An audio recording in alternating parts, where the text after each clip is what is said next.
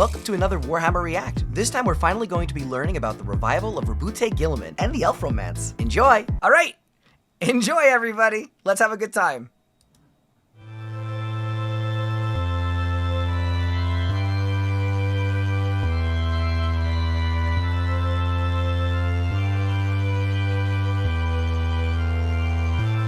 Yeah, this is the sound I was talking about that assaults.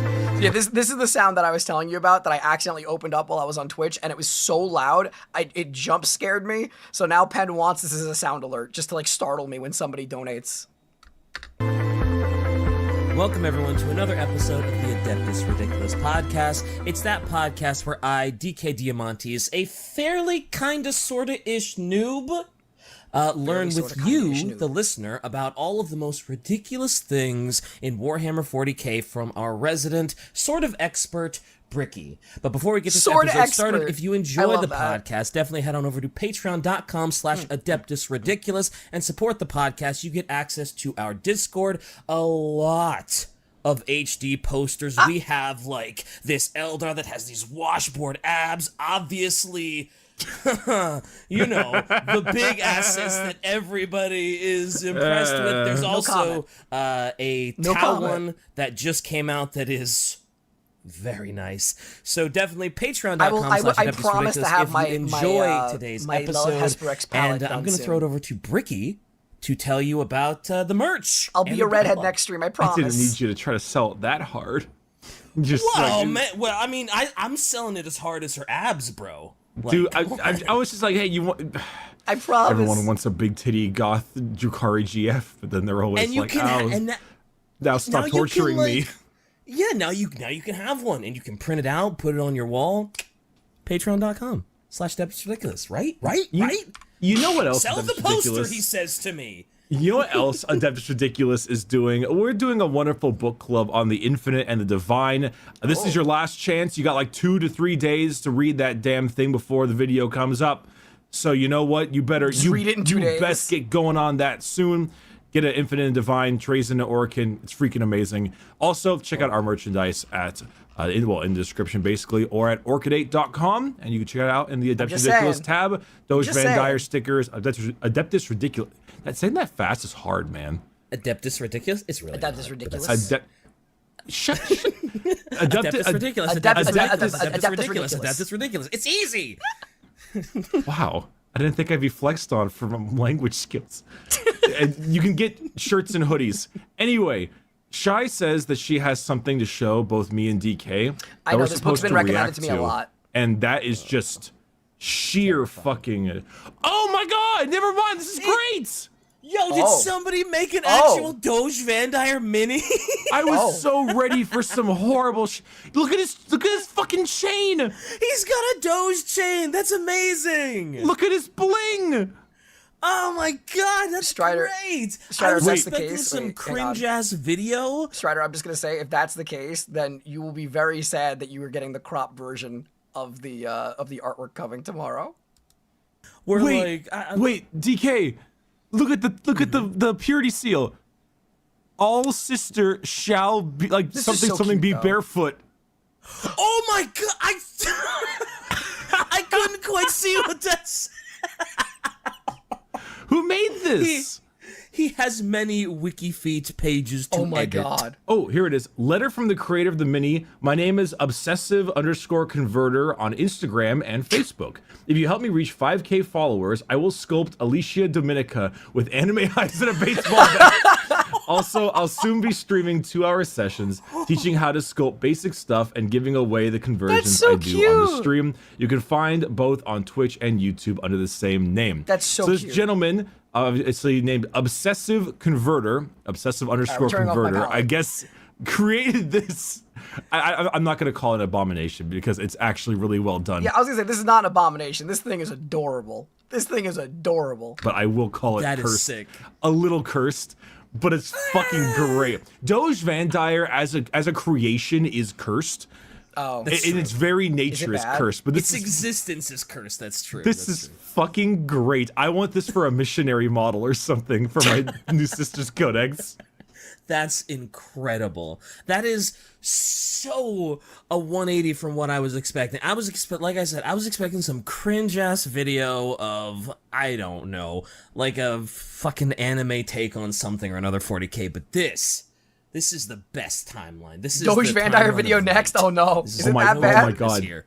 He said he will send it to me. Let's fucking go. Oh no. Let's fucking go. That shit's gonna go on Dice Check. That's gonna be in the first episode of the new Sisters Codex Army. Oh my god, I'm so hyped. Okay, cool. Oh my god, thank you so much. This is fucking great. It's the best news. Oh my goodness. I wonder if it's 3D printed. Or if it was like a sculpt, like green stuff and all, or if it was an STL file that was 3D That has to be printed. sculpted, right? Because if we can get a way the face is. goddamn, it was green stuffed. Okay, because I gotta be honest. If we could get an STL file of Doge Van Dyer that we could give to the community so they can 3D print their own Doge Van Dyers.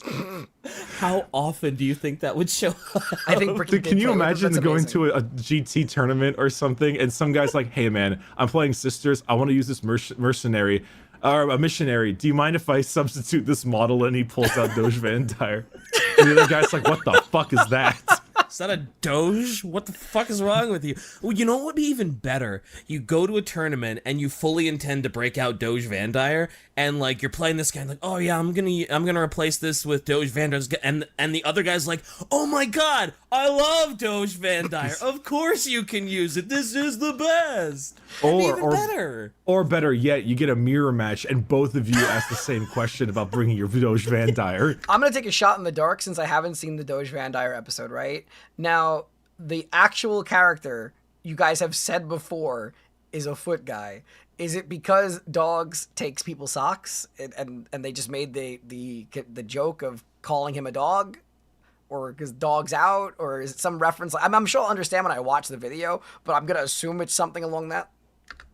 I have an awkward question for you, bud. I have an awkward question for you too. You both bring him. Oh man. What do you mean I'm so innocent? What do you... Huh? No? No, oh. Okay. It's just because the name is close to Doge. Okay. You guys got me scared for a second. And I can't wait for that to happen one time and then for the other guy to be like, no, you can't use that. And then I'll roll around in my grave when I hear that. Anyway, that's fucking awesome. This is the best day. This is the best day. I'm so stoked. I wish this was on our overall Sisters episode because it would have been more topical, but it's okay because today's episode, we discussed a bit. We're on like episode 5. What was it? Horus and the Luna Wolves, Abaddon the Black Crusade, Fall of Cadia, Guilliman in general.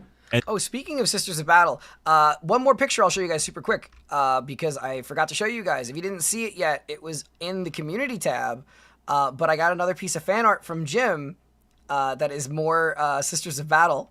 Let me just find it super quick for you. I'm trying to be as prompt as I can. It is hiding somewhere. Here it is. And this was made for me. There you go. I literally went into my fan art tab and saw this there, and I'm like, what the heck is this? What the heck is this? Why am I attacking Queso? But I do love it. I do love it. I figured you guys would appreciate it if you haven't seen it in the community tab. But yeah, fun time. Fun time. All right, putting that back away. Back to the video. Okay, hang on. And there we go.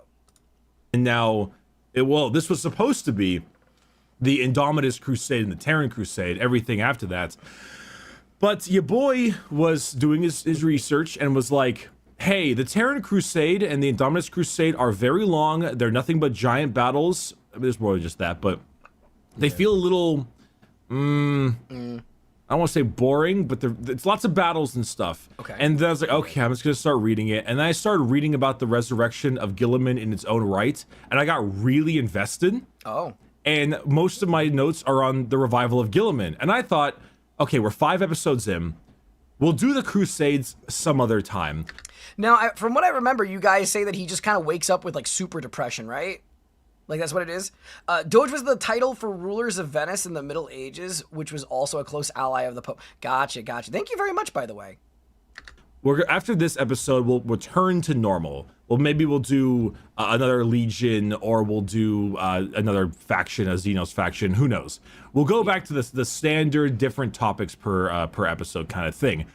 But for today, I wanted to cover specifically one thing, because I don't think we need Shy to edit another hour-and-a-half video, and that is specifically on the resurrection of Guilliman, because it's actually, it's pretty fucking cool. Ooh. Yep. I'm actually pretty hype, because I'm super interested to see, like, I'm not exactly sure how they revive him. I guess I'm more interested in, like, when he actually gets revived, because someone like Guilliman that was alive back in, like, the Horus Heresy, It's not super depression. current it's ultra Imperium depression. has got to seem very heretical and very, like, just, oh boy, you guys misunderstood a lot of what we were trying to do back then. So I am super excited about how he gets revived and how he feels about everything around him when he gets revived. That is the most exciting part to me. Honestly, the battle itself is pretty great, but everything else, mainly about, like, just the conversations between. There's a meme I saw a while ago, right? And it was it was Wait, before he starts this, just a thought, right? Now, if the concept of the Emperor has become the God Emperor, right? I would assume that the faith would also express that primarchs are the closest thing to this quote-unquote God. By that logic, they should worship, revere, and listen to Guilliman. So if Guilliman tells them, no, we do not have a faith about this, wouldn't they be inclined to listen? Right? difference between men and women when it comes to watching movies. And it's like, Okay. Women will watch Pride and Prejudice for the 17th fucking time in a row and cry every time. And then it was a lady who was like, men would much rather watch a 3-hour movie about guys being sad where nothing happens. And as someone whose mom has watched Pride and Prejudice 40 times, and as someone whose favorite movies are Blade Runner and No Country for Old Men, both of these statements are correct. Okay, real thing. I remember when I saw No Country for Old Men, I don't see how that could be anybody's favorite movie. No offense if it is. I remember watching that movie and just feeling like nothing was accomplished, and I was so annoyed. Pride and Prejudice is a better movie than No Country for Old Men. But again, there's bias. But like still, like it wasn't that it was an inherently bad movie. It was just a matter of that nothing felt accomplished. Nothing. Like nothing. All right, moving on. Yeah, that's pretty accurate. And so all the action scenes and stuff, as cool as it is, for me, doesn't hold a candle to talking. I love good talking. Writing conversations is cool.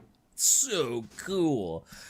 I could substitute Pride and Prejudice with Titanic, but May I suggest a channel named Gimgam Glitz Daka? He's an orc tuber. Yeah, so I heard about him. He's Gaijin Goomba, right? I can't do the orc accent for long stints of video. If he talked normally, I would absolutely watch him because I actually really liked his old content. I can't do full stinted videos of orc speak. I can't focus on it. It's too much for me. I like the orc speak for memes, but in full disclosure, the reason why I haven't been doing orc videos lately is because everybody gets very thematic about it, and it's really hard for me to be able to listen, read chat, and be able to respond because some of the accents get so harsh that I just can't follow through with it, especially because they use all these other words to shorthand and stuff. I love the orcs. I really, really do, and I want to watch more orc videos, but they all go thematic every time, and it makes it really hard, if you want my honest answer.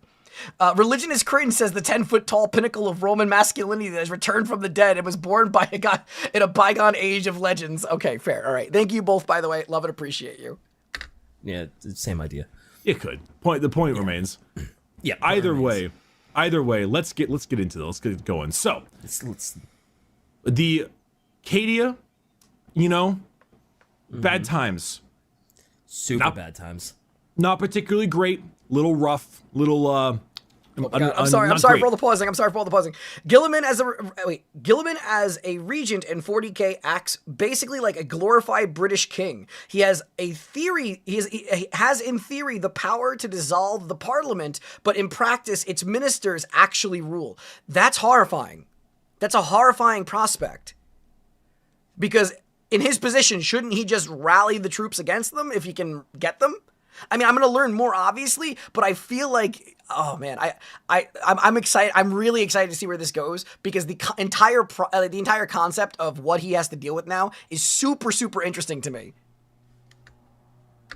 So, unfortunately, after Abaddon was like, yeet, right after that, they basically need to start evacuating all the survivors.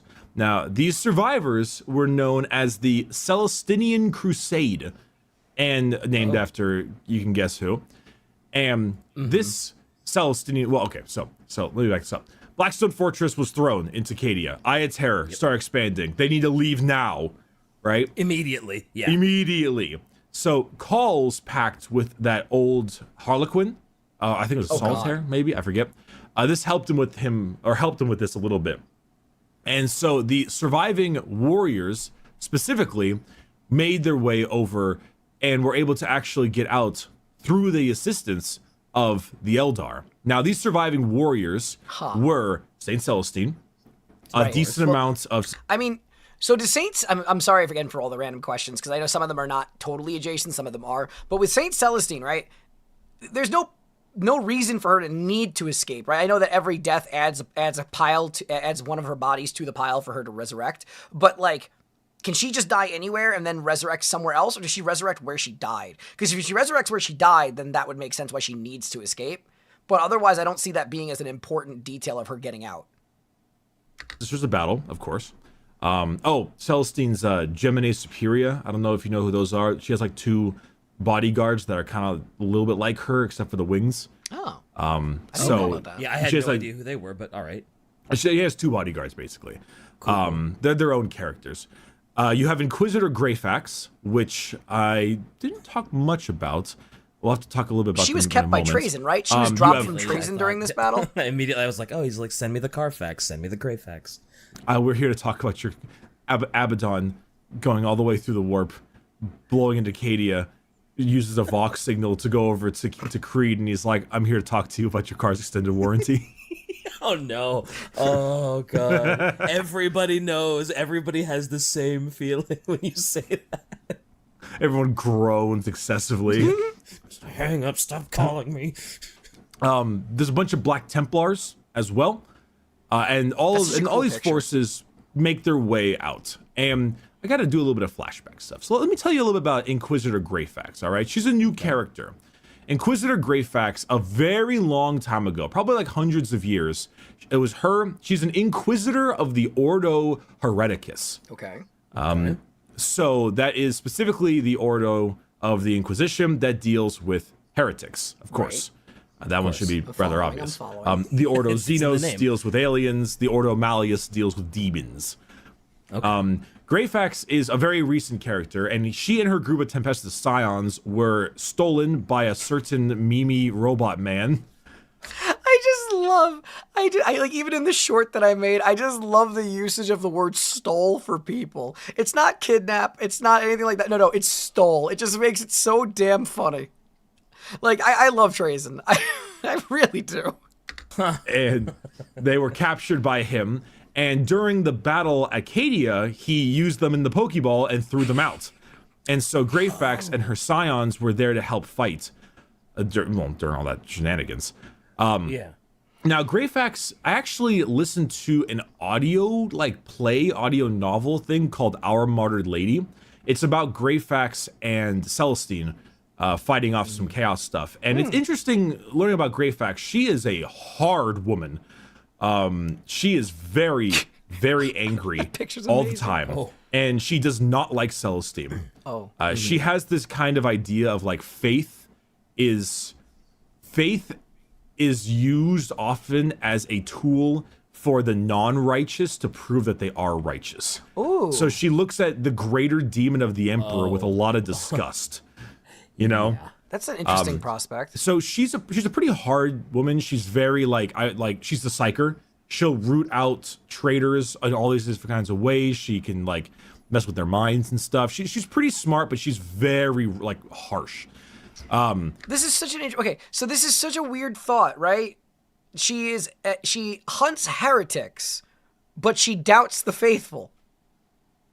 I don't know if that makes her the best for the job or the worst for the job, because I feel like she's going to be killing a lot of people that aren't actually heretics. All right, sorry. Going from there, with Call, Celestine, Black Templars, some Skitarii, obviously, we got to talk about the Ynnari. Oh. Okay. So, this is where we get into Yvraine. Oh, this is the character which you're talking I'm about. sure you've seen the memes. Yeah, I have. Yep, yes, you have. I have Robot Guilliman's big boob goth Eldar wife. I know these memes, and I know nothing about 40k. Yeah, I hate people. So, we'll talk about the meme a little bit later, because that's an important... I hope that she's in the thumbnail with Guilliman. I hope this thumbnail involves the two of them, because it would it would sink the knife in. So, Yvraine, talking about the Ynnari is important when it comes to Guilliman. So, Yvraine is also known as the Daughter of Shades. Now, if you remember, Eldar are pricks. Yeah. And Eldar, in their own right, are very mysterious, weird, sly people, right? Yes, they are. They're very fast, also. Like, they are blindingly fast. Wait, really? Just from their movement and all. But Sure, Yvraine, typical space elf. Yvraine has been kind of all over the place. Did you ever watch Adventure Time? That's such a jump. What the hell? Well, you don't need to watch Adventure Time. We're talking about Warhammer right now. Yeah. But so my girlfriend showed me a lot of that, and I'm sure Shai will give me imagery for this, but there's this character called Tree Trunks, which is this old woman playing an elephant. And there's an episode where her life, she was a pirate. She was like a dancer. She was constantly leaving other men to pursue like excitement. She has this like crazy ass backstory in this kids show. Yvraine kind of has that feeling a little bit, where she's been around for a long time. She was a dancer, and then she was a warlock, and then she was an aspect warrior, and then she led Eldar Corsairs. And then there was a mutiny against her. So she fled into the Webway, where she ended up in Kamara. And she fought in Kamara as a gladiatorial lady.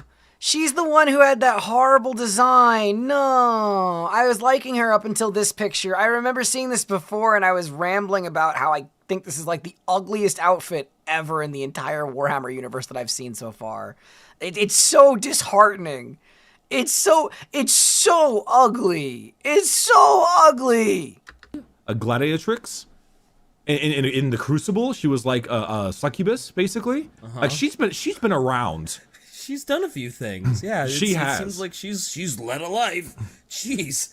So her like insane life. Basically, at one point, it is not horrible. As far as aesthetically pleasing fashion, it is vile. It is vile.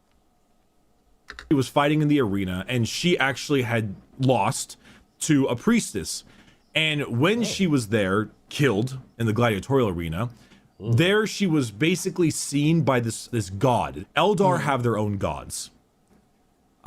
They have like the avatar of Cain, which is the god of like war. Oh, he's the one who got ripped into pieces. Of the god. They have their own kinds of gods. I think like Kegarak is the god of the laughing god of the Harlequins. So basically, Ynead, Ynead, is the god of death. Okay, but now Ynead and the rest of the Eldar gods, if I remember correctly, have all been consumed by Slaanesh, minus Cain. Cain's been ripped into pieces, and Isha, who's in a jar held by Nurgle. Right? For the Eldar. And when she died there, Ynead actually ended up having her to act as his prophet in the material realm and rebirthed her from death. And therefore, her as a craft world Eldar lady, at least I think so, would not have her soul taken by Slaanesh, if you remember that's what happens when they die.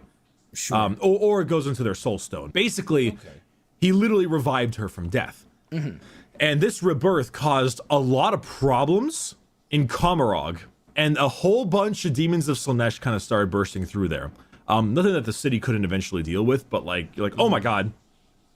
But with this, she was running away from Vect, who was hot on her tail, along with a bunch of followers of the Drukhari, because she was kind of preaching this idea, now that she's like the prophet, that you need the god of death.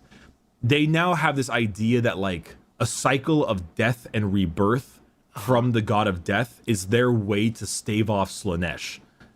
You don't. I was about to ask that. I was gonna say so other than like Soulstone or being a Drukhari, this is theoretically a way to save yourself from like your soul going to Slaanesh. I've not heard of this from you guys yet. But she obviously can't do this for everybody. So problems, I assume. Right. And it's somewhat assumed that like once you die for the first time, that soul is no longer Slaaneshi takenable, I think. I'm sorry, Yanari's fucking hard. But the long and short of it is that she, with some Dark Eldar followers and this other really mysterious Boba Fett looking warrior guy called the Visarch, made their way to escape from Komarog. And so at that point, she got back to her craft world. And through that craft world, they had the entire craft world undergo this insane up and down of death and rebirth, death and rebirth, death and rebirth.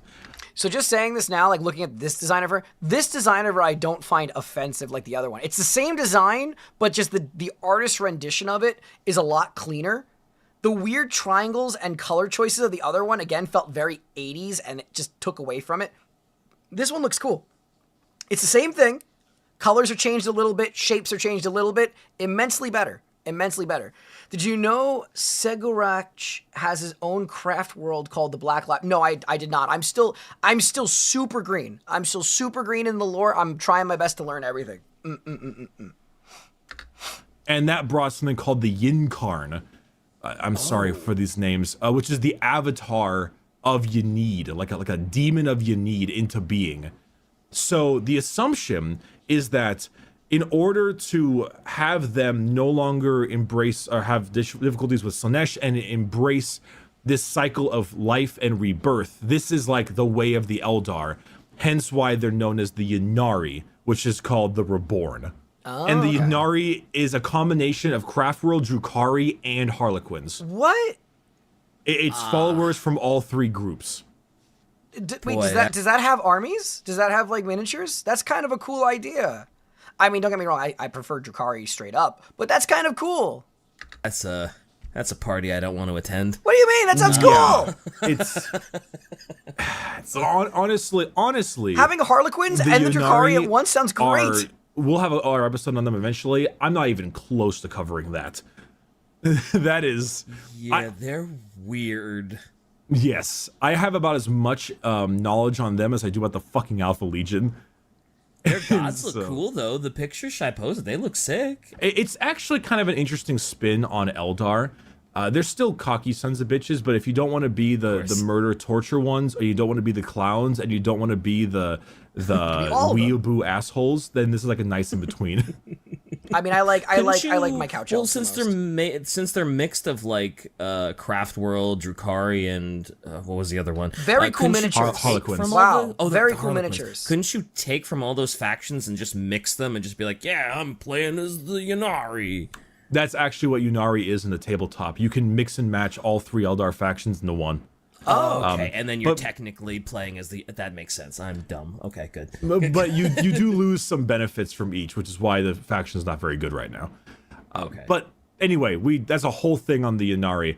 Long story short, obviously against chaos, the Ynnari are very, very anti. They're trying to figure it out. So, thanks to that pact that... Hang on. The Ynnari lore has generally not been received well. They're a death cult. All elves die. Juice up Yanid. Yanid kills Slaanesh. Yanid rebirths elves. They can't succeed without nuking the setting. Oh, so people just don't like it because it ends stagnation? Like, don't we want the stagnation to end, or do we prefer to keep the stagnation because then it keeps the tabletop relevant? I don't know. I feel like you could still work with the killing of Slaanesh, but I get it. Again, I'm not trying to make any changes to the lore to anybody in the comments who wants to be like, you see, I knew the infiltrator would want to change stuff. I'm just here. I'm just here for the ride. I'm just here for the ride. Also, thank you, Synth. Call set up earlier, Yvrain as well. Before the fall of Eldar, the Eldar gods protected Eldar souls, but they fell so far the gods were too weak to fight off Slaanesh when she came. Okay. Thank you, Matthias. Thank you. As well as the Visarch and members of the Ynnari actually opened up a webway portal and was able to help all of the surviving members of Cadia.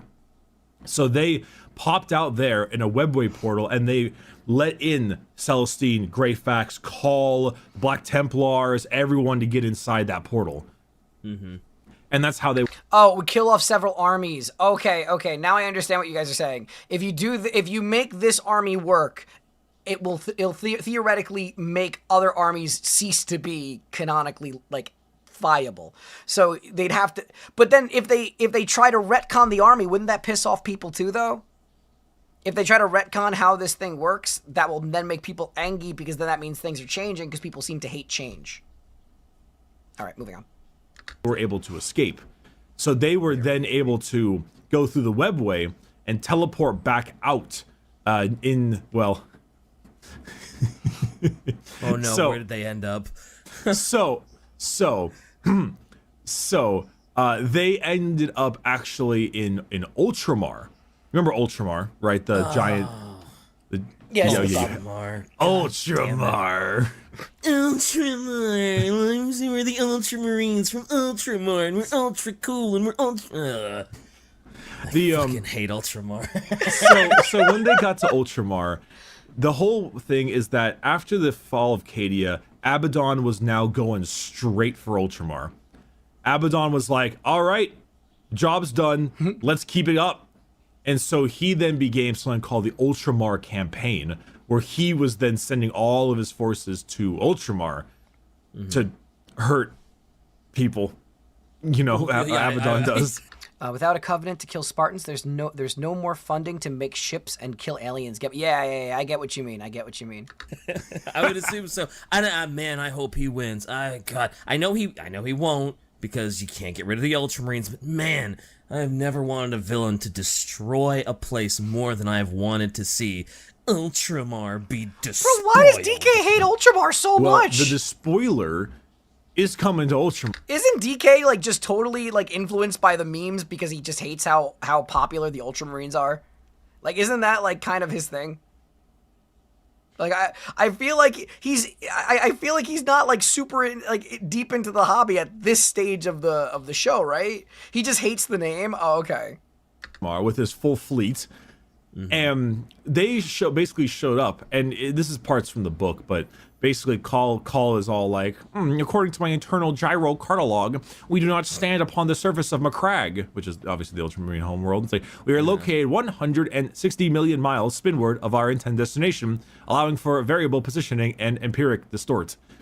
And just like, thanks, Call. Like, where the fuck are we?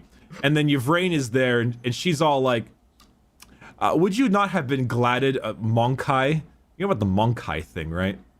I don't think I do. Oh wow, that's surprising. Eldar call humans Monkai. Yeah, like monkey. Because you monkey. Because you can't call people monkey. That's politically not okay.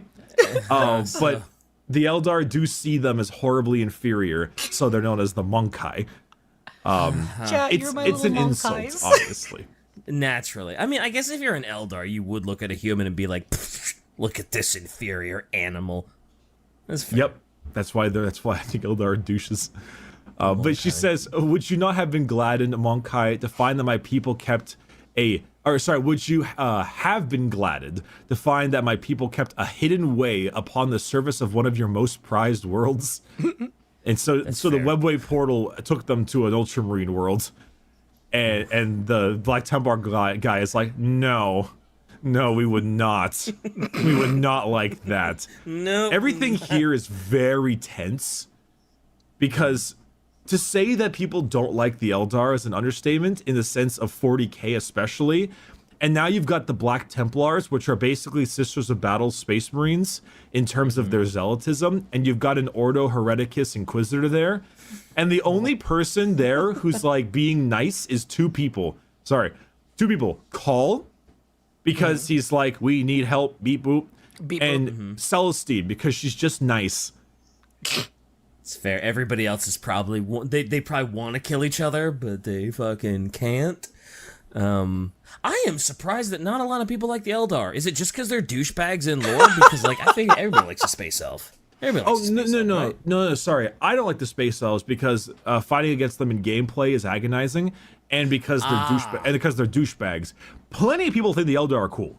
Okay. That was cool. Specifically. Okay. Sorry, I was referring to the Imperium really doesn't like the Eldar. Like people don't like the Eldar. I was gonna lore. say. I feel like just in my time like streaming and getting to learn the Warhammer community, I feel like Eldar are severely underrepresented though. I feel like it's like 90% Primarch, 8% Eldar.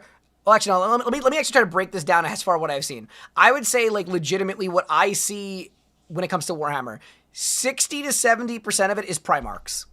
Okay? Then after that, you have about 15% Eldar. Then you have 10% Tyranid. Actually, no, 10% Orcs. Then 5% Tyranid. And then whatever we have left, if there's anything, is Tau. Like Eldar, yeah, the Eldar's reputation in the universe was well deserved. I know what they've done. I just like my little IKEA couch elves. Okay, I'm just saying is that I see the the diminishing returns, even as far as like viewership goes, as far as views go. Believe me, I would be watching a lot more Drukhari content because they are what interests me the most. If it was something that was a viable thing, I like learning about all of this, right? I love learning about the Primarchs too, but I really like the Drukhari and I want to learn more about them. It's just that it will not analytically do as well, right? So that has to be stuff on my own time. All right, back to the video. That makes sense to me. I'm like, okay. Imperium doesn't like the fucking Xenos elves. Not a big shocker. Yeah, I thought you meant like just fans in general. I was like, whoa, like my my whole being was shifted with that. No, people like the Eldar. Yeah. Craft World Eldar is a very popular faction, despite the fact that Games Workshop hasn't released a model for them since Bill Clinton was a president. Why? Why? Release the elves. No. That's half a joke. They made a couple, but by a couple I mean like two. The entire model line is basically that old. So yeah, they need new models. The Drukhari look good. The Drukhari look good. That's what matters. Eldar needs help. Point being, basically, it's like, hey, we're on this world that your species calls Laphis in the star system of Macragge. So they're in the same star system as Macragge. And she said, in order to proceed, we need to locate the representatives of the Ultramarines. And then one of the Celestine's ladies are like, and what if they're not inclined to like help us? We walk with aliens on our side and come uninvited into the world. And she's like, that's your problem, not mine. It's like, these are your Emperor's finest warriors, are they not? Surely they have the mental discipline to discern friend from foe. And I don't like where this is going. It's like this Black Templar. I didn't mean to forget the Necrons in the poll. I just ran out of. I'm only allowed to put 4 slots. I should have put Necrons with the other things and left Tau alone. My bad. But like the poll still makes the same point that I made, right? Space Marines are sitting at 55% of the overall vote compared to everything else minus Necrons. Necrons are not included in the poll. But like other than that, it's still roughly what I said. I said 60%, right? It's 55.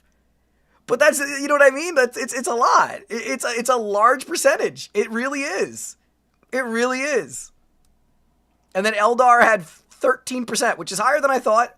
Orcs and Tyranids together have 24%. So yeah, every other faction has about a 15% ratio probably, except Tau, which is sitting at 8%.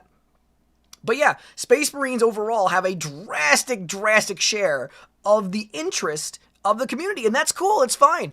I expected that. I expected that for the most part. All right, I'm ending the poll. Back to the video.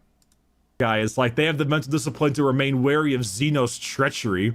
and to suspect those who traffic with such creatures. No mechanic. I ran out of slots. It only lets you do a poll with 4. I'm sorry. I'm sorry. I tried to fit what I could. What was I supposed to just put? Eldar, Mechanicus, everything, and then just leave Tau. I wanted to leave Tau alone for the meme. I didn't have enough. I know. Oh my god. All right, well, back to the video. This is what I get when I do polls. This is what I freaking get. For anybody who watches the video afterwards, if you guys can't see the poll, I basically put all Space Marines as 1, Orc and Tyranid as 1, Eldar all as 1, and Tau as 1. I didn't think about Mechanicus. I didn't think of Necrons. I'm sorry. Fake fan, infiltrator, you know, normal rhetoric. Talk in the comments about how awful I am. I know. All right, back to the video. And you're like, damn, let's not forget that the Black Templars are the CEO of racism. It's true, yeah. Oh, this is the foreshadowing feels very strong here. I don't think this is gonna end great. Well, who knows? It is called the resurrection of Robot Guilliman. True. True. So basically, Abaddon is here, and who is he causing problems? Now, this in standard Bricky fashion, I'm about to skip a lot of the battles because. A question, would you ever consider seeing some 40k animation, maybe post only on your Patreon specifically? Those have GW copyrights, which is most of their animations. I'm very open to watching these things. I do need to be careful, though, with copyright stuff, because even when I watched Space King with you guys, I got hit really hard. So I had to actually hide that video, which I still need to actually take and the sad part about that one is the video everybody wants to watch that I made was the Primarch tier list, right?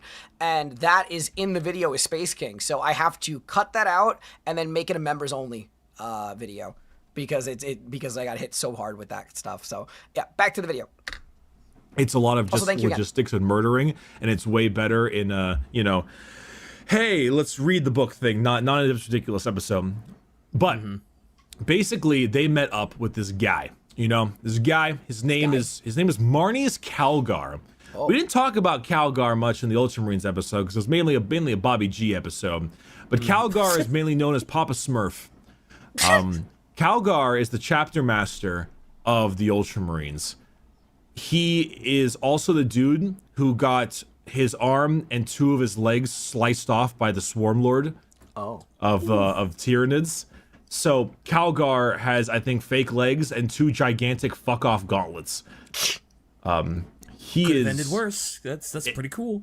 For a long time, there was this particular writer who shall remain nameless, who wrote a bunch of lore for Calgar and the Ultramarines. Oh, this is the one that you guys can't stand. Wait, this is the author you guys all say is like the downfall of GW, right? The one that everybody is like the demon writer. Was it Matt Ward, right? Back in the day. And he made them so bonkersly overpowered. It's one of the reasons why people got annoyed with the Ultramarines for a while, because they were written as the greatest who ever was and could never fail. And in a sense, if you look at their deeds from a very flat out point of view, yeah, they fuck hard, but that's why a lot of people look at Calgar and they're like, nah. He is the leader. Before Guilliman just recently came back, he was the leader of the Ultramarines, and people were like, ew, ultramarine. Oh no, that's totally something they'd call themselves too. It's like, oh. Also, question, because I don't know Matt Ward. I don't know where he's from. I don't know anything about him aside from what you guys tell me. Just because of how the Ultramarines are written, and I know that they are like Roman based, but the vibe of it kind of comes off like it sounded like someone who basically lived through the mentality of British nationalism, created lore for an army and projected all of his ideals onto them. Could be totally wrong, but that's just like my surface level view for people, like why he made them that way. Because like it just sounds so obnoxious Mary Sue, I can't even. And that's only from my perspective that you guys have told me. I've never read any of the lore he wrote. I only have the understanding that you guys have told me. I know that's how they were written. That's just literally how I've seen it from what you guys tell me. These are the best Ultramarines. What should we name them? Ultramarines. That's sounds like Guilliman would come up with. Hey, whoa, man. Sorry, Guilliman's cool, but he goes a little crazy with the ultras. Now, granted, Marnius Calgar does fuck. He's got 2 gauntlets with like bolters attached to them, and he runs around punching things. Oof. And it's kind of cool because he's basically dual wielding power fists while shooting, while punching. I mean, it's kind of cool. And it's pretty neat. And he also has a great image of him on his throne, and he's like covered in drip. The man is just drip king. Yeah, you've seen it, right? That's ridiculous. I remember that one from the Tyranid episode. So he's arrived, and there's also a couple other characters, primarily among them all, someone named Chief Librarian Tigerius. Now, Tigerius is another one of those Ultramarine characters that you might get annoyed by, but he's actually pretty cool. He is the Chief Psyker, and he's the only person to have ever stuck his mind into the Tyranid hive mind and survived. Oh, this guy! Wait! Wait, is this the guy who, in one of the previous episodes we watched, on the Tyranids, right? The Westhammer one, when it was like it was the actual hive mind, when he looked into the eyes of one of the soldiers and he could actually feel the being behind it? Or was that a different character? I just remember during the Tyranid video we watched, he looked into the eyes of one of the Tyranid soldiers. It is the guy. Okay. Just barely. But he looks pretty cool. He's like mega blue wizard. He's got a cool like staff and everything. Like Tigerius is neat. I think he's the strongest Space Marine Psyker in the game. Wow. Besides like Grey Knight characters, but he's pretty badass. But they meet up with all of them, and Call is like, "Hey, I got this thing. He doesn't tell everything. He's like, "Hey, we got to make it to Guilliman's stasis room." And during this entire period of time, there's like jets and Abaddon's forces and everything's blowing up in the sky. Like the whole like fucking planet's under siege, and it's just going crazy, right? He's giving Macragge a run for its money, which is intense because this is the Ultramarines' home world. Yeah. This is the big. Center. It's you get rid of that. I'm assuming Ultramar falls. Like it's over. Maybe not falls, but it's a blow. Yeah. So everything's going mad there. There's all this battling and okay. So Calgar and the group led them to the chambers of Guilliman, and they finally got there. And it is a big fucking room. This is a big room. Okay, like I cannot express the level of how large this room is.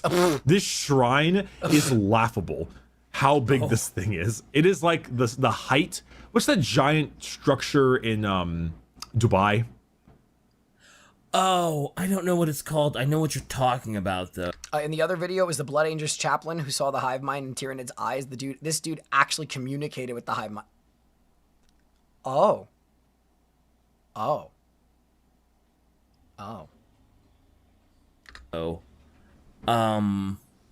I forget the name of it, but it's that giant thing in Dubai. Everybody, you know it. I know it. We all know it. I just don't know what the name of the thing is. Yeah, you know what I'm talking about. It's like that tall. Yeah. It's like the size of like an airfield. Like it's enormous, and it's just decorated in shrines and imagery and gold and all this crap. And sitting there dead in like the way back is Guilliman himself, and his eyes are closed. And he's just kind of sitting there in this big stasis field, and he's just being held there the whole time in this nigh indestructible stasis field, keeping him there. Yeah, keeping him mostly alive. Yeah, he looks like Sleeping Beauty. Sleeping Blueberry. Hey, man, he never lost his looks.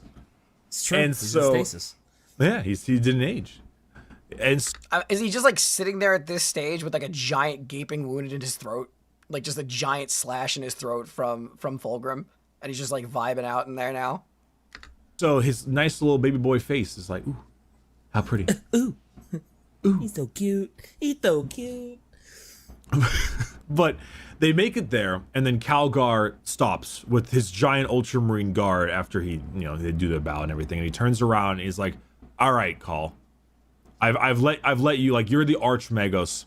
I've accepted what you were going with for a while, but now we're here. Okay, you need to tell me everything you're doing. Okay, like you need to tell me everything you're doing because we don't quite trust you and your weirdness.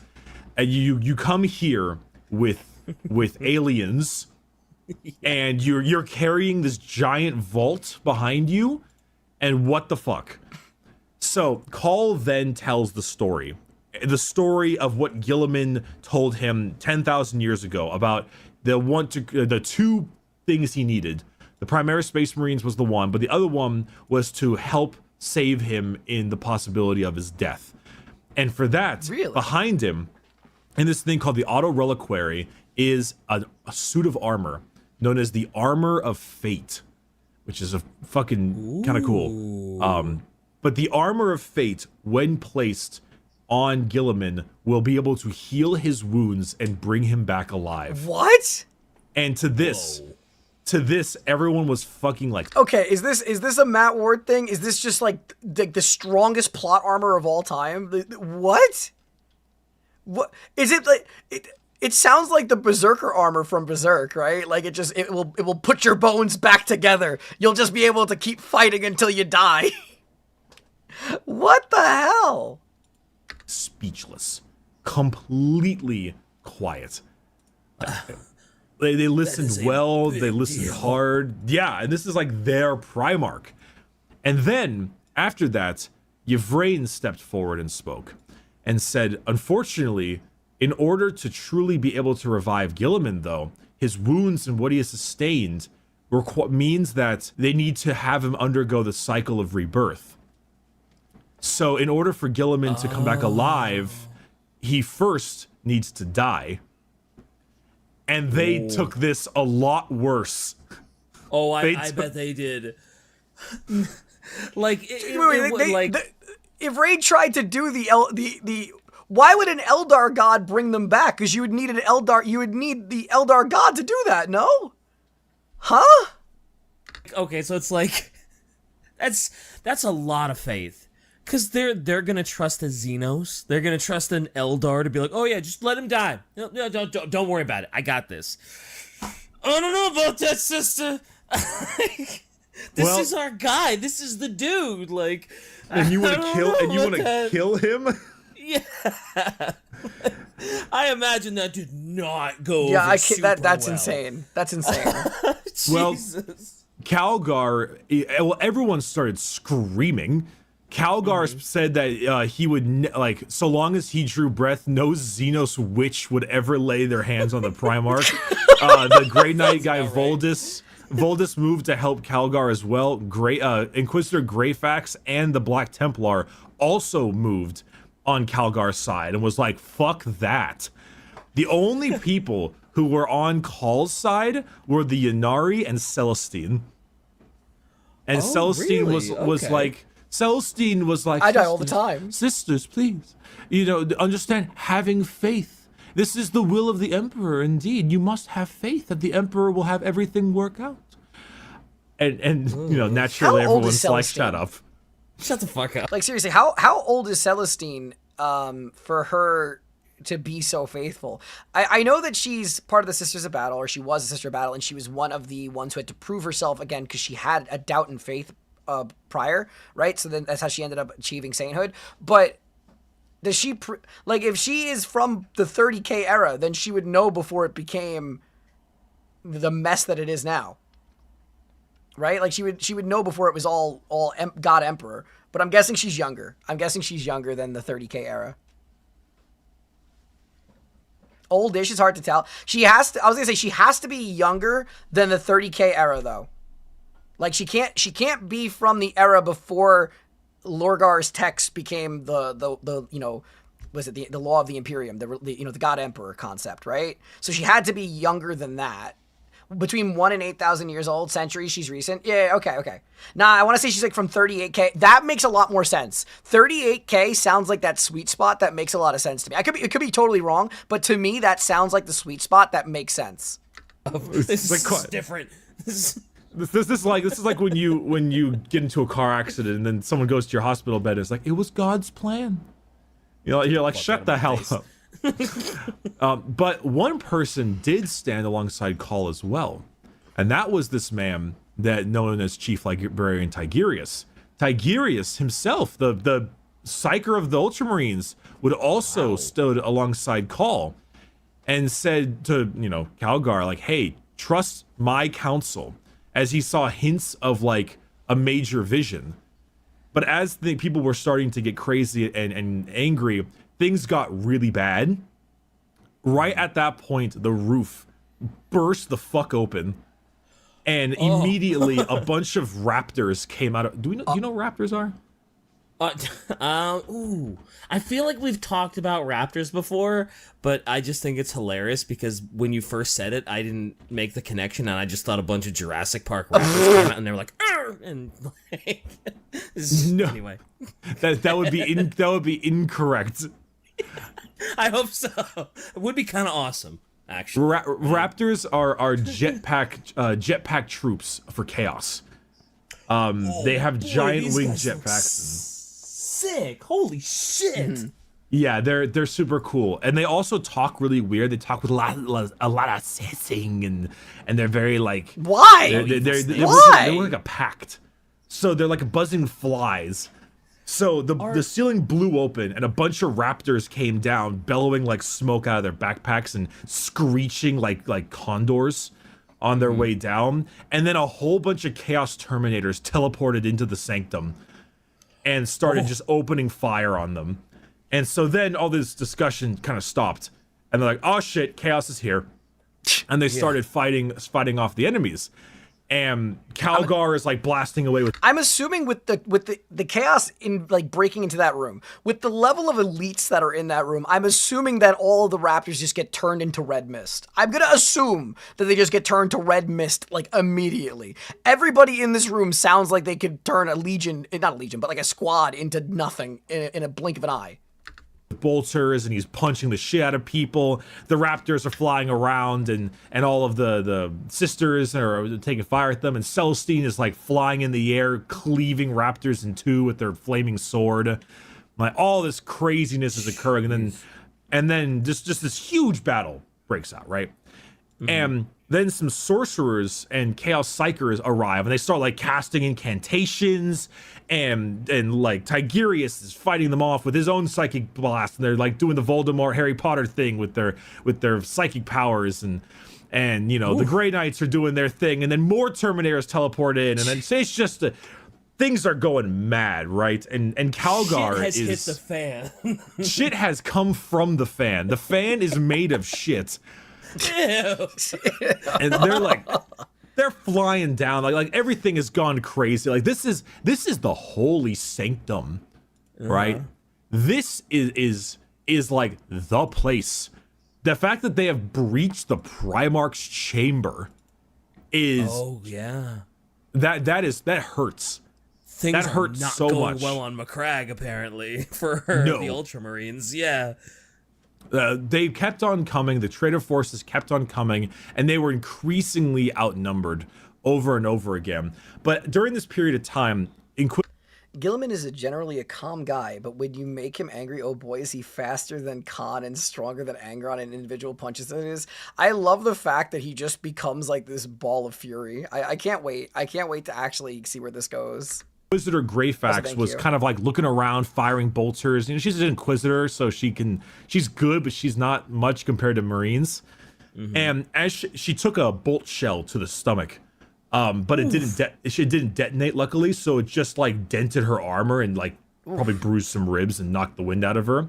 But as she stood up and looked to her right, she saw something not great, and it was Call furiously shitposting, like every arm he has is going like he's fucking putting reaction images, he's making Doge Vangyre jokes, he's on Reddit, Discord, Facebook. He is furiously shitposting every mechadendrite, every tentacle, every little piece of his fingers, everything moving at Mach 5. And this is right next to Guilliman's thing. And standing right next to him was Yvrain, patiently waiting. And so during this giant battle, Call is like, "I don't need your permission." Wait, they kill Guilliman? Which is, you know, it's funny because it's Call, but you know. Is. So they're just gonna go forward, and they're just gonna release Guilliman, kill him, revive him. No permission. Fuck this. Things are too crazy. Without Guilliman, we're fucked. Screw your dumb little Xenos bias. This shit's going down. basic. Also, I can see by the reactions in the comments, they very much disagree with your take about Guilliman getting stronger than Angron when he's pissed off. I see the infighting in the comments. I see the infighting. It's okay. It's all right. It's okay. Everybody has their own canon. Basically, constantly, like, while the whole thing was raging, Call is there getting his thing ready, getting it set up, getting the armor prepared, and his Skitarii bodyguard are helping him out, fighting off people. Yvraine is like, she only has a sword, but she's dodging bullets because she's Eldar. She's just like dipping and weaving, like adjusting her head, like moving with this weird gray blur, and she's just dodging bolt shots coming her way with just like her own nature, because that's what Eldar are. Yeah. But multiple attempts, Greyfax was like, no. So she kept trying to get to him, but she kept being set back by things like autocannon blasts and explosions. And then she was ready to run up to him and say, I order you to stop in the name of the Inquisition, which is actually kind of a big deal. But I think Call would have probably ignored it regardless. But eventually she got pinned by rubble, couldn't do so. And then Tigerius was also there standing next to them, like fighting off some chaos sorcerers. In fact, he just said a couple random syllables in his mouth, and 3 fucking chaos space marines just like imploded in their armor. And just like disintegrated. See, that's what I expected. And they just go. That's a strong guy. That's a beefy amazing. psyker. He Tigerius is this nutty guy. Okay, I'm sorry. You guys said who my favorite Marine is right now. It's this guy. But when he saw those 3 souls like just disintegrate, Greyfax has like a metal eye, and since she's a psyker, she noticed that when the 3 of them died, their like soul kind of remained, like an after image, like a ghost, and then it was sucked in over towards Yvraine. And she was like, "Oh no!" But during the battle, Calgar is like just like furiously fisting people.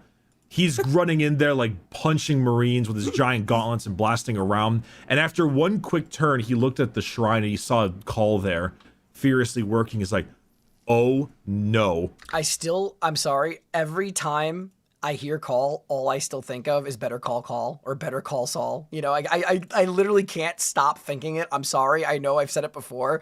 I just, every time the sentence gets played in my head. Oh god. And the stasis chamber itself started to open. Oh my god. And Calgar immediately raised his bolters up to go fire at Call to stop him from doing what he was doing. But before he could even get his fist in the air, Yvraine, in a like blur of motion, brought her sword down and shattered all of the cables connecting Guilliman to his life support. And my Calgar god. heard his Primarch sigh his last breath. And it's gonna haunt him to like the rest of his days, seeing his Primarch's final breath and his final death. Oof. Well, like also, like can't you guys have said before the Space Marines feel when their Primarchs die, right? Because of the gene seeds. So like every Ultramarine feels the moment he died.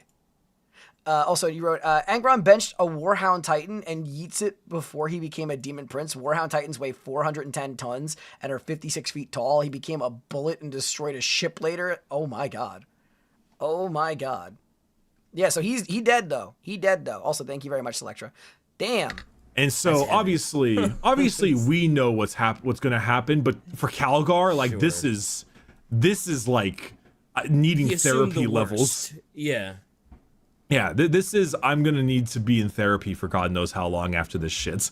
Forever. Every day. Forever. And as that happens, the armor started capturing around Guilliman. It's like a tomb, and then the tomb goes over him, and then it pulls out, and then he has his armor on, basically.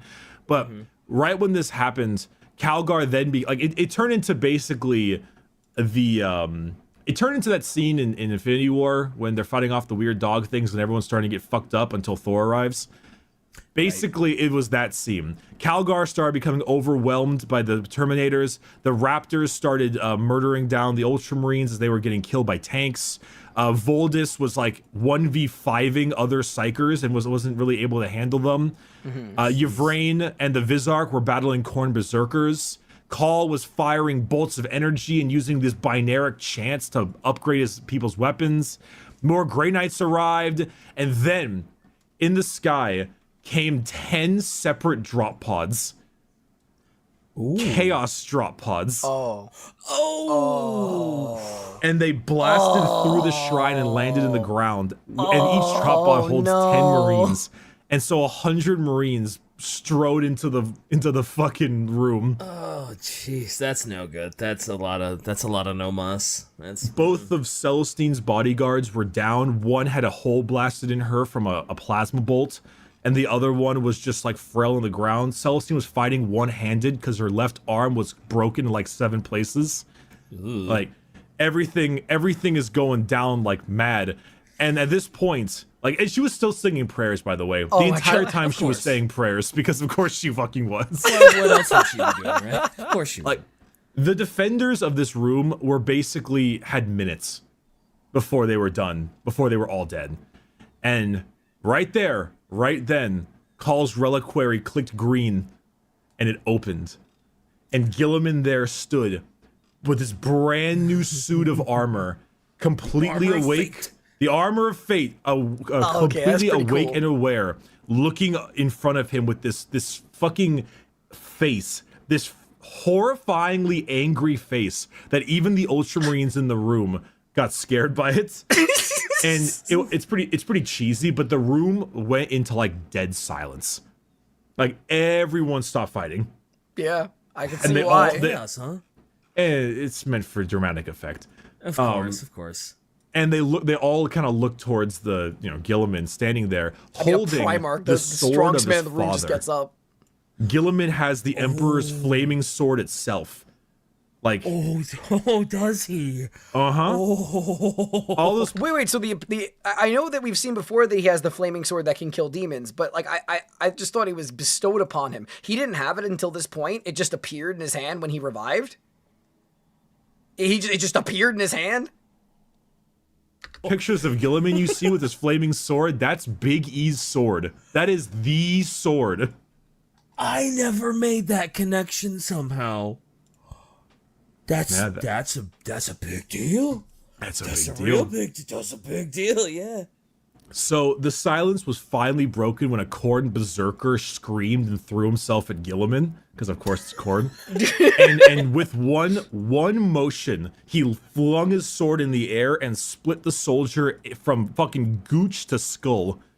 And then he just fell into flat 2 pieces and sloshed on the ground. He's doing it by call, okay. And then the fighting really began.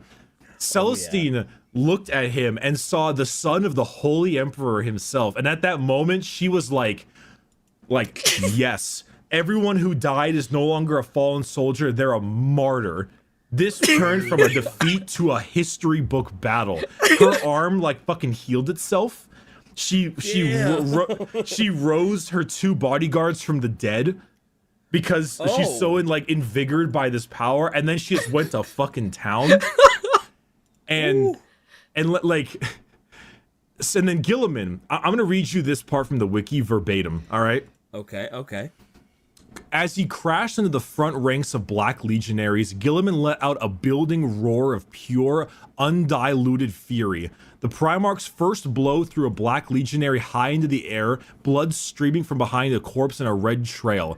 His second strike smashed a traitor Terminator into a bronze and marble column with enough force to drive the Chaos Worshipper clean from his armor. And out the... I'm sorry, what?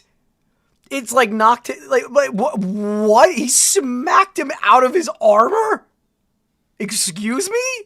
Other side. A spiked fist swung for Guilliman's chest, only to be lopped from its wielder's arm before the blow could land. Guilliman's return swing parted its attacker's head from its shoulders, cauterizing the stump of the traitor's neck as the body crumbled to the floor. On it went, the Primarch moving with such speed that even the heretic's superhuman reactions couldn't save them. None could match Guilliman, none could come even close, and the few opponents that landed lucky blows found their weapons turned aside by the Primarch's masterwork armor. The man just fucked up everybody. And of course all the Ultramarines and them, they saw this Guilliman is a son of the Emperor is alive, and they're like, Wow. they're losing their minds and how like, they're stoked. That's a good way to make them fight harder. Yeah. Oh god, yeah. You see Guilliman just fucking going to town. Not only is he super strong and turning the tide of battle, but like, this is fucking Guilliman. That's crazy. Primarch. That's still Son crazy, of an though. emperor. Let's go, right? Like, if that doesn't get your blood pumping for a fight and really get down, like, check your pulse. You're already dead. Like, It was absolutely like nuts to see him just go to town. Like I said, it's very much like that Thor part in Infinity War, where he just starts beating everybody. turns the tide completely. But I also like this one part. Right before he was fixed, Calgar was like, "No, I like to went to call. I command you to stop in the Emperor's name." Like, brother Tigurius, stop them. And Tigurius is standing there, and he just looks at Yvrain. He's like, "Do it, Yvrain, and may the Emperor condemn me if you played me false, Zeno." Yeah, I kind of like that part where he's like, "Do it anyway, but I swear to God." If you're lying. It caused so many issues. But it's kind of cool because like Celestine is like going to town, and you can see some cool things with Greyfax, where Greyfax is like, "I erred and I shall do penance. You are truly an instrument of the Emperor's will." Yeah. And Greyfax is like, "Vigilance is not a sin, Greyfax. You serve him as surely as I do. Let's serve together as warriors of faith." I love how he voices Celestine. I'm surprised there's not that many lesbian jokes about the two of them because they really act like it. They are. Greyfax has such a what's the term? The tsundere, is that what it's called? Yeah, where it's like, oh, I didn't do like it you, because I Baka. like you or anything. Yeah. Let it sink in among the Primarchs. G-Man isn't even special in terms of combat among the Primarchs, and he can do this. Yeah, no, I've been told that he's on the lower end of the Primarchs when it comes to strength. Yeah. Also, I will tell you guys, I have seen a meme that was posted about Drakari. By the way, a tsundere Drakari, and it was sent to me, and I'm like, I was feeling very called out. That's all I'm gonna say. She's got a lot of that energy when it comes to Celestine. There's a lot of that energy. I'm surprised there isn't more of it. Check but Rule 34 tonight. It'll be I there. know Don't worry. it'll Don't worry. get there. It'll all right, get all there. right, Chai. That's our next poster. Okay. Patreon.com/Adeptus Ridiculous. Next poster confirmed. It's good. Oh my god. So in a nice, interesting. So obviously the battle is turned. They still had to deal with the entire force fighting in Ultramar in general. But as the battle started to continue to rage, Guilliman, being the fantastic, charismatic leader that he is, went to the various posts of like Calgar and a few of the other people and humbly asked them to turn their control over to him. Like, he didn't take command. He was like, Chapter Master Calgar, may I please assume your position in command of the Ultramar campaign?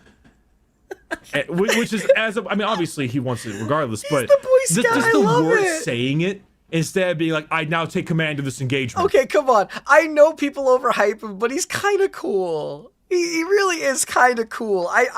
He still is right now. I legitimately would say he's top 3 Primarchs for me.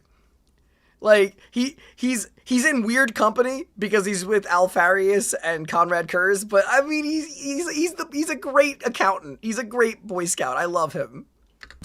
He's like, may I please have the thing? Obviously they're gonna fucking say yes. Of course, like he didn't even need to really ask. He could have just been like, "Yep, mine now," and it's like, "Yeah, sure, go ahead, take it." Well, I'm not gonna stop you. It's very humbling. Yeah.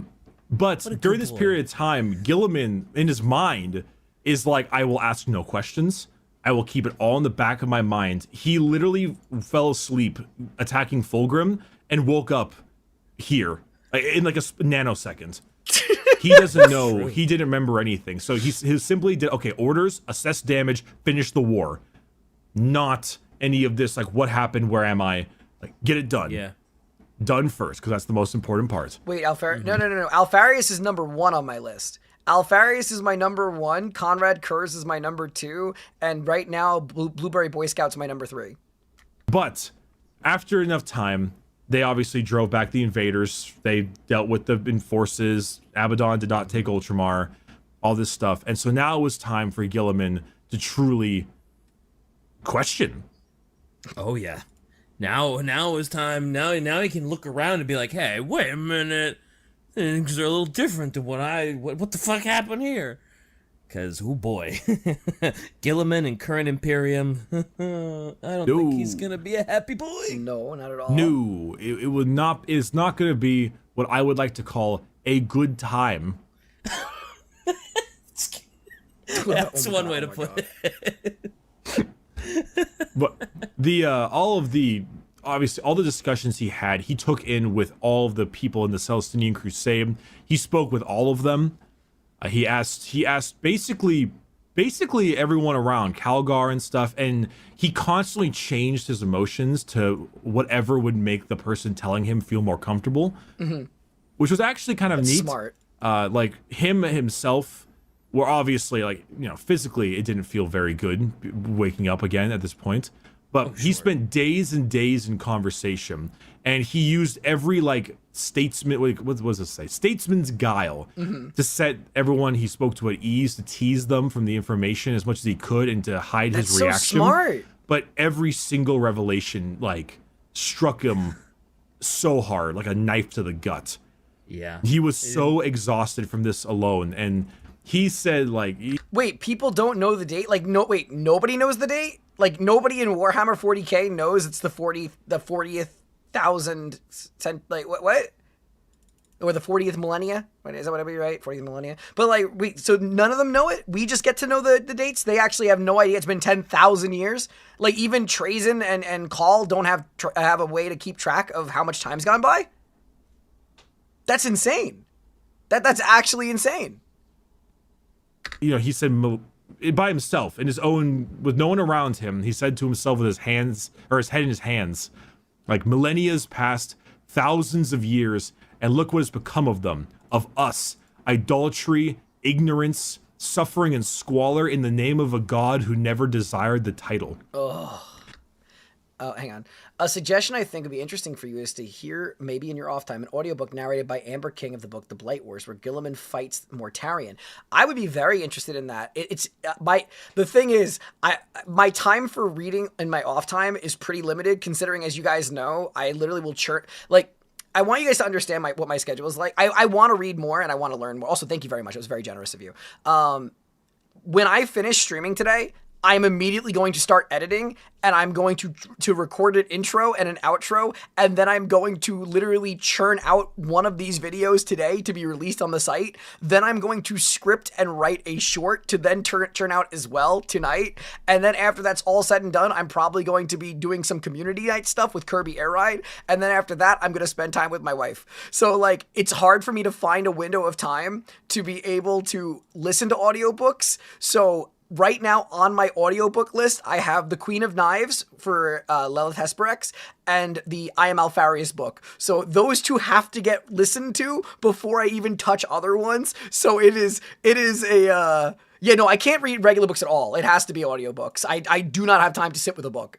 But I just mean, like, in general, I would probably be listening during my editing windows. But yeah, I just want you guys to know it's not that there's a lack of interest in reading this material. It's just that I always need to work. I just always have so much to do. Like, in my mind, I need to be as productive as I can be before the baby's here, because I know once the baby is here, I need to have a big backlog of videos to be ready for you guys. So that way I always have content churning out in case I have to stream a little bit less, because I'm going to be taking care of a baby. So it's just, I'm always always a lot of stuff to do. Always a lot of stuff to do. I don't want you to think that I'm not super interested, but I always appreciate you guys a ton. Always appreciate you guys a ton. Okay, all right, back to the video.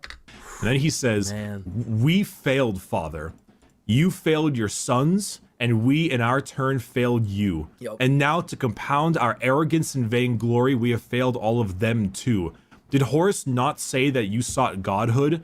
He built a rebellion upon that claim. How would he gloat to see the Imperium now? That is incredible.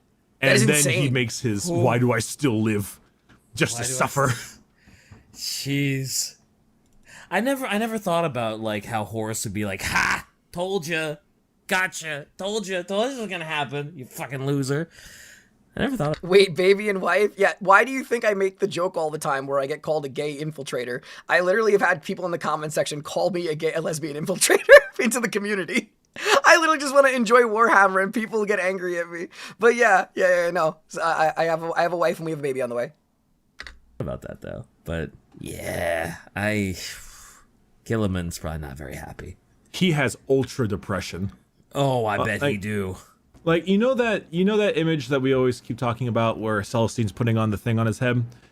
That's called an iron halo. An iron halo is a force field generator. Wait, really? But but Celestine considers it a worthy holy symbol of the Emperor. And so he's sitting there in his throne, surrounded by Call, who is just the weirdest person alive. Of course. Celestine, who's a demon, aliens, and they're like adding a force field generator that they think is a holy symbol to my back. Oh, Guilliman is so depressed. Man's gonna need so much Zoloft. Everything with that scene is probably just infuriating him. There's nothing right to him. It's just this is all wrong. Nothing is like, so what does Guilliman do moving forward? Well, it's weird. That gets into a little bit more of a lot more of the conversation of how do you change the Imperium, because he's Lord Commander of the Imperium now. Like he leads the Imperium at this point in time, not in the story, but like in modern day of Warhammer lore. Makes sense. But the first thing he wanted to do was tear down the ecclesiarchy, tear down the religious organizations, rip the church apart, do this whole thing. But not only would that have all of them think he was corrupted or something, it was Xenos that brought him back. And two, this is crazy. Probably isn't the best idea in general, because if you destroy that industry, you destroy that whole part of the Imperium, you might leave yourself massively undefended. And let's not forget Celestine and the sisters. Like, we kind of need this. Like the religious zealotry is the only thing is the spit and the. What do you mean depression is the only compelling quality of Guilliman? What a statement! What a statement! He's a cool guy. Blue keeping the Imperium alive. Oh man! So even though at least got my answer though. Guilliman knows it's wrong, knows it isn't what the Emperor wanted, and he wants to tear it down. He has to leave it. He has to live with it. He has to back it, because without it, the Imperium is fucked. Basically, like, That's it's the only thing crazy. holding him together right now. And if he wants to fix it or change it, he's gonna need to wait a little longer. Oh man, that sucks for him. It really does. Holy it really shit! does. Oh, But we need to talk about the meme now. The meme. The meme. Oh, that's right. Him and his big titty goth wife. Right. I'm gonna read the conversation to you verbatim, if you don't mind. Do it. So Yvraine is gonna leave now. This is the time when the Yanari are gonna depart after a certain time. Yvraine, the Vizarch, and Guilliman are together in a room, and most people wouldn't even consider that because aliens, but Sure. you know, it's Guilliman. He's terrifying. Yvraine says, it'll be a long and dangerous journey. The galaxy grows darker by the day. Have a care, Primarch. You may have cheated to death once, but you are not invincible. And Guilliman nodded and said, can I say nothing that will convince you to join us on our road? Really? I have come to value the strength of you and your warriors greatly the past few weeks. Dude, see, like, this is what I mean. This is a guy who is open-minded and he's intrigued with anything that is actually beneficial to the logistics of success. How can you not like that? To me, that's so appealing. That's so appealing. I love that. And so Yvraine says, you cannot. Already we have given you the gift of rebirth, not to mention a number of our people's lives. Is that not enough? Says, it is a debt I'm sure won't be forgotten. Before you depart, tell me this. Call may have fashioned the armor that I wear, but it was not him alone who ensured my resurrection, was it? Yvraine smiled and said, it's acknowledged you would have healed your physical wounds, Roboute. But you and I know that the worst damage has been done to your soul. So no, Primarch, it is by the grace of Yanib that you stand once more amongst the living. If you wish to remain, however, I would caution you against removing your warplate. Not that you could easily do so. And I could press you, Guilliman says, I could press you for greater insight into the powers that brought me back and assurances against any taint in their nature. And then the two of them kind of stiffen their postures at that statement. But I do feel the suspect that our tension. newfound understanding is more value to my father's realm than my own satisfaction, and that those answers would not come easily. And Yvrain kind of inclined her head, and the Vizarch took his hand off of his blade that he kind of put on there for a moment. Yep. Thus, instead, I shall simply wish you a victory in your ongoing battles against our mortal foes. Okay. Mutual foes, sorry. May you walk with fortune, ROBOUTE GUILLIMAN, and I know that we will stand together in battle again before whatever befalls us. And then murmuring to himself as they do have leave, chemistry, he says, yeah. no doubt we will, as long as it serves your needs. That's it! Oh. That's all the meme! That's all they got! Wait, that's everything? That's the whole conversation. Nothing else! No way! There's nothing else! That's it? There's nothing! It's just And a respectful conversation! I was gonna say, like, at some point, like, there's gotta be something after where, like, you know, she winks at him, or there's something, but that just seems like, oh yeah, thanks for reviving me, yeah, no problem. Are we cool? Yeah, we cool. That's Deuces. it. That's it. That's It it. just seems, it's just a respectful conversation. It's like, hey, thanks for the love it. life. Yeah, no problem. I'm out.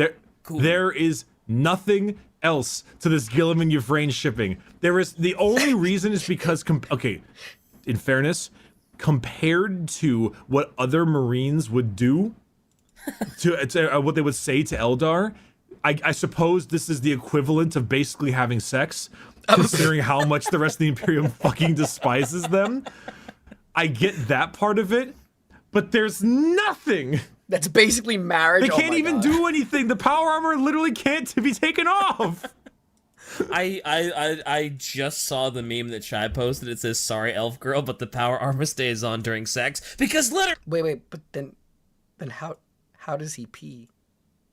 How does he go to the bathroom? Does he just go?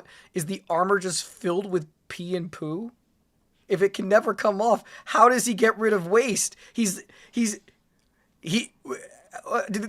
Primarchs not go to the bathroom? Are they immune to that? Are they so perfect genetically that they don't need to? What? That's a concern. He doesn't. What? Recycle? Oh my god. I'm sure that feels lovely. Okay. I can't take the fucking thing off. There's nothing to this. This is just a conversation. So they just got shit because Guilliman is a guy, and Okay, but astronauts can maintain it for, decades and centuries and shit like that. Like, from the point of his resurrection, I'm sure it's been quite a few years at least now. You gotta kind of factor that all in. It's, years of waste filtration. It's kind of something. Vrain is a hot elf, and Who they're helped respectful save towards him. each other. Yeah. Who helped save him, and they don't want to kill each other. Anyway, that is the revival of Guilliman. That was a trip. I love It's that. a pretty cool battle, man. I love that. That was really good. That battle inside of his little shrine where he was in stasis. Oh my god. That's some end game shit. I'm gotta be honest, I'm kind of glad that we're done with this. I do like the long story, like multiple episode story based things. I'm kind of excited to go back to a classic old, just a good old wonderful. Let's talk about X Legion or X Faction. You know. Honestly, this was really fun. This was really, really fun. I loved this one a lot. I loved all 3 episodes of it. As always, thank you so much for watching. If you enjoyed the content, please consider leaving a like and subscribe. Until next time.